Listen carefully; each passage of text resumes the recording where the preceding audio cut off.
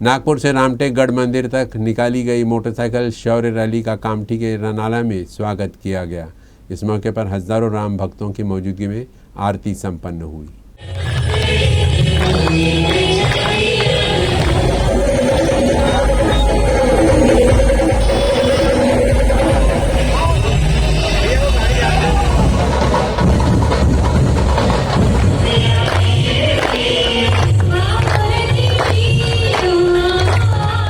वर्षापासून एक संकल्प यात्रा घेऊन आम्ही गड मंदिर रामटेकला जात होतो।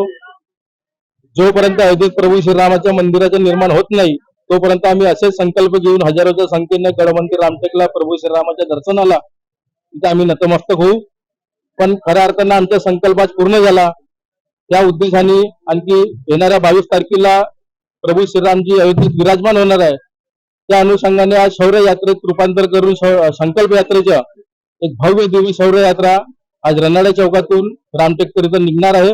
शासनाने पण ऐकलं, कोर्टाने पण ऐकलं आणि भगवंताने पण ऐकलं आणि आजपासून संपूर्ण देशभरात एक राममय वातावरण आहे, एक भक्तिमय वातावरण आहे, एक हिंदूमय वातावरण आहे।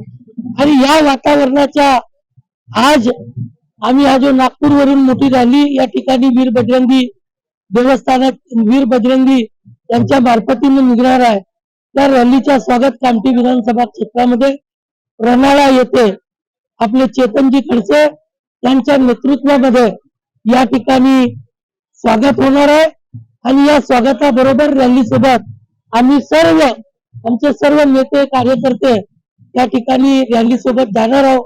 मी येणाऱ्या रॅलीला खूप खूप त्यांचे अभिनंदन करतो, धन्यवाद व्यक्त करतो आणि प्रभू रामचंद्राच्या चरणी मी प्रार्थना करतो की हा दिवस आमच्यासाठी आलाय, याच्या दिवाळीपेक्षाही मोठा सण सर्व मिळून साजरा करूया।